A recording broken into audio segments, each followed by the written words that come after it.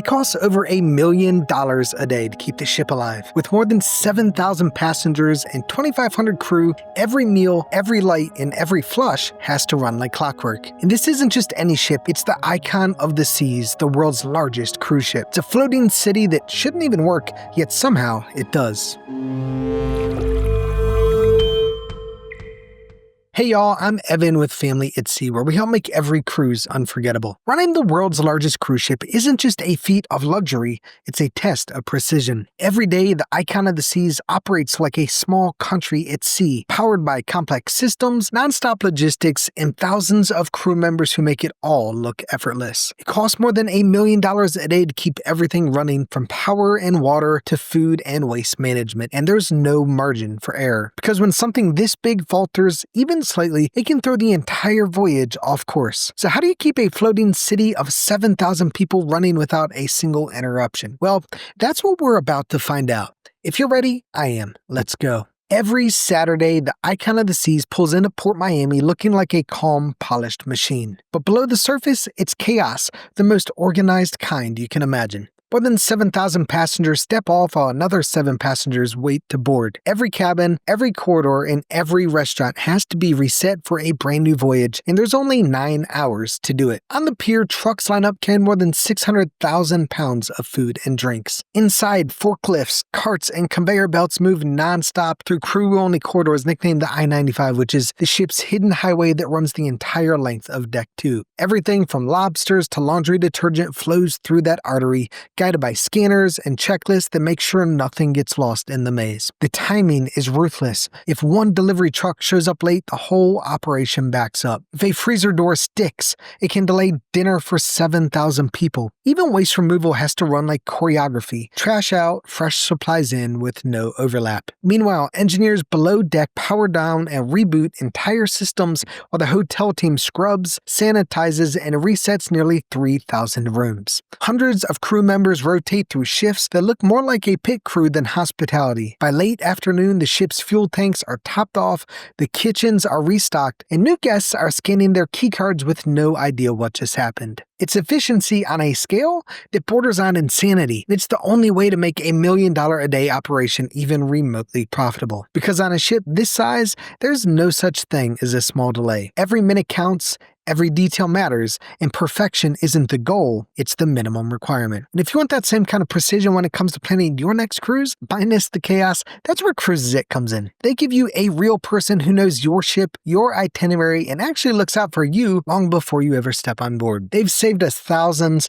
unlocked perks we didn't even know existed, and make sure we never end up looking like Frank, who tried to board the wrong ship in Miami and said he'd just transfer in Cozumel. Frank, it's a cruise ship, not a connecting flight. With their low price guarantee and travel experts who live and breathe cruising, Cruises It makes booking easier, cheaper, and way less stressful. So click the link in the description or call the number on the screen. Tell them Evan from Family at Sea sent you. You'll be glad you did.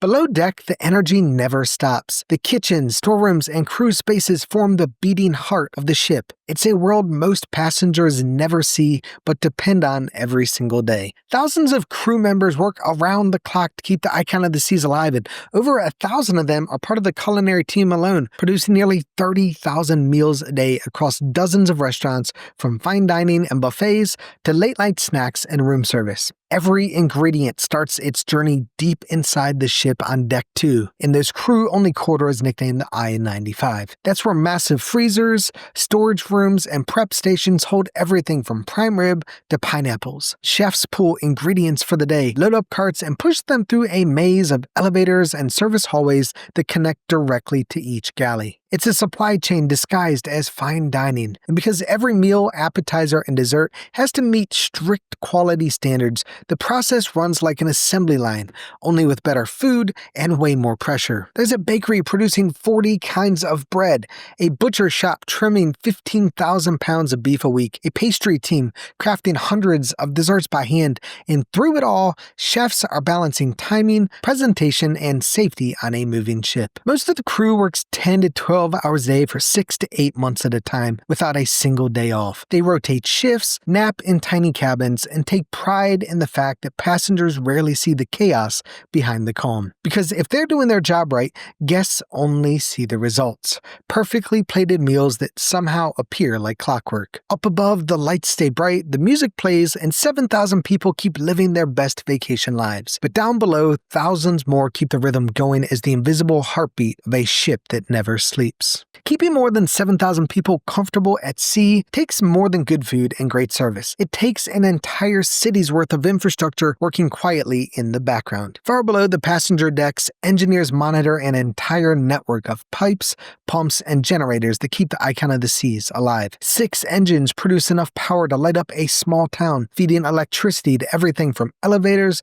to the ice cream machines. The heat those engines give off doesn't go to waste either. It's captured and used to warm pools, heat water, and even help fuel efficiency. Every system on board is designed to reuse, recycle, or repurpose something else. Wastewater from sinks and showers runs through a multi-stage filtration system that purifies it to a standard higher than most cities on land. Seawater pulled in from below the ship is desalinated into over 100,000 liters of fresh water every hour, which is enough to fill the ship's pools, laundry systems, and every single glass poured in the restaurants above. But not everything can be reused. Trash, food waste, and recyclables all flow into what's known as the environmental center, which is a spotless industrial hub where crews sort, compact, and incinerate everything the ship produces. Glass is crushed, metal is baled, and food scraps are dehydrated and processed before disposal on land. The entire operation has one mission. Nothing leaves the ship until it's supposed to. Cruise lines learned that lesson the hard way after years of environmental fines, and now ships like the Icon are built to be cleaner, smarter, and more self-contained than ever before. It's a level of precision most guests will never think about, and that's kind of the point. Above deck, it all feels effortless. But down below, thousands of moving parts are constantly working to keep paradise clean, powered, and perfectly balanced. When night falls, the ship changes. The hum of the engines fades into the background, replaced by music, lights, and applause echoing through the decks. While the systems below keep everything running, another kind of energy takes over above, one powered by rhythm, movement, and pure adrenaline. Hundreds of performers, technicians, and stagehands turn the Icon of the Seas into a floating entertainment complex every night. Skaters glide across the ice in absolute zero, dancers move through fog and light, and divers leap from 30 feet into a pool that's constantly in motion in the Aquadome. It's not just entertainment, it's engineering disguised as art. Every routine has to account for the ship's movement, the wind,